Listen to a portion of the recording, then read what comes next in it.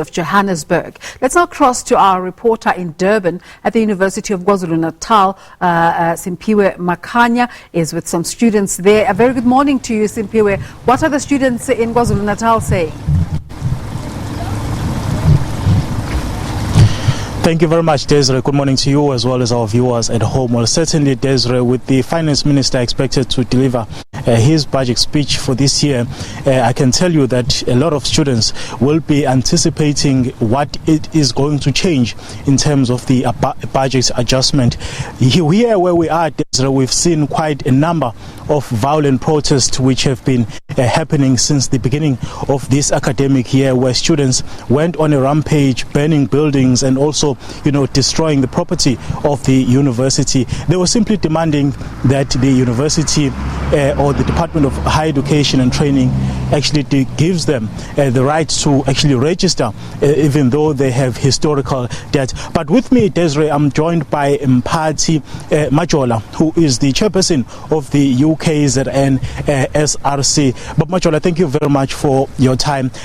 Perhaps before we get to what your expectations are, we've seen quite a number of protests in this university where we are and elsewhere in other campuses as well.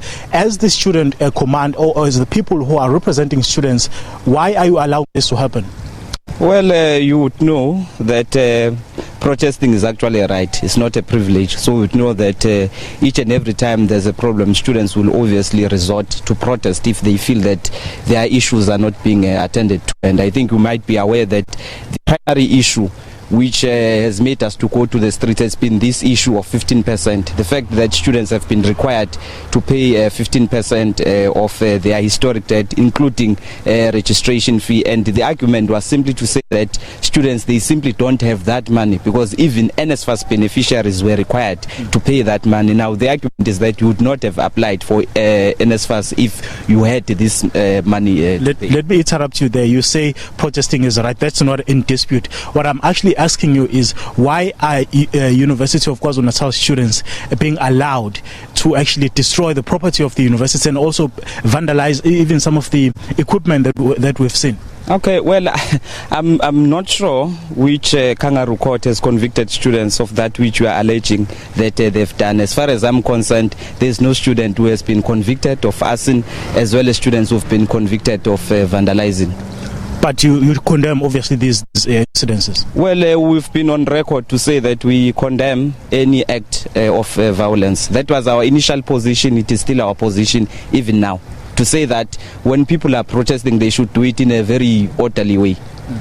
Let's get back to the budget speech today. Later on, the minister will be tabling his budget speech. What are your expectations as students? Well, as you would know, we have also alluded to the fact that we've been on the streets since the beginning of this year. And obviously, we are hoping that more money is going to be injected into the Department of Higher Education and Training, because the struggle has been to say that all historic debts, they should be scrapped. I think we'll remember that last year there was a certain amount which was allocated into scrapping historic debts. So we are hoping that these interventions from the government, they can actually continue. And by the way, it doesn't make sense to us that there was money which was allocated for historic debts, and yet there are people who still have historic debts to this day, even when there was a money which was allocated last year.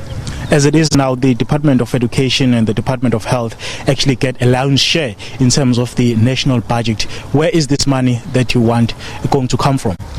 I beg your pardon? I'm saying to you that as it is now in the country, the Department of Higher Education, or the Department of Education in general, as well as the Department of Health, gets a lion's share of the budget. You are asking for more money to be allocated to the Department of Higher Education. Where is that money going to come from? Okay, no, I think the most important thing is for the government to prioritize. We've always said that education should be the top priority of the government, but over and above that, if you are asking me about where the money is going to come from, obviously I could give a lot of examples, like the fact that the industries, they should be taxed more.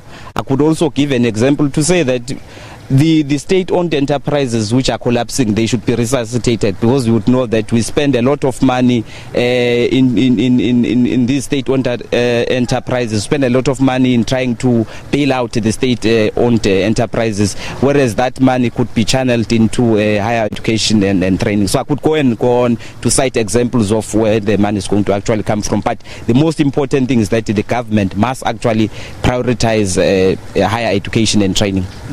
In terms of those students who were unfortunately not allowed to register because of the historical debts, what is the situation currently? Have they been allowed to register? What is the situation on the ground? Well, you would know that there was a meeting of the council on Monday, and amongst the resolutions was that we are going to work with the management in terms of ensuring that we raise funds for those students, because we are clear that there shouldn't be any student who's going to suffer any form of financial exclusion, because these students, they come from underprivileged backgrounds. They come from those families where they are actually the first ones to go to varsity, so their families are actually dependent on them to pull them out of poverty. So we can't allow them to go again. You see, if we do that, we'll be endorsing poverty. But in the meantime, as you are embarking on this process of trying to raise funds, some of the students are already beginning with their lecturers. Those who have not been able to register, you are saying to them that they should they should just wait for you guys to finalize those processes? Well, I'm quite certain and I'm quite confident that we'll be able to raise funds. We've assured students that we are doing all that is in our powers to ensure that no student is going to be financially excluded. The issue of free higher education in the country is quite a thorny one. You know, the former president of the country, His Excellency President Jacob Zuma, did pronounce on this issue.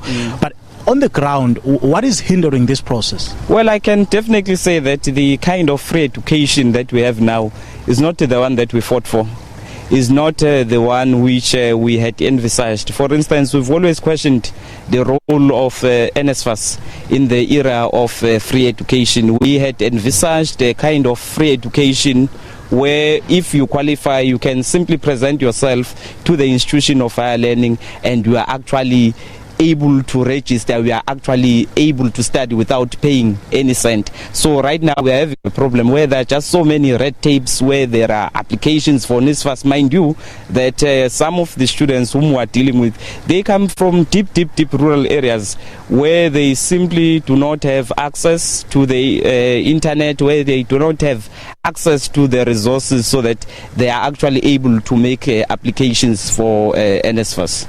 All right. Mr. Machola, thank you very much for your time. Thank you very much. Well, Desiree, that's the voice of the students here at the University of KwaZulu-Natal. They are saying they expect the Finance Minister to actually give the Department of Higher Education more funds.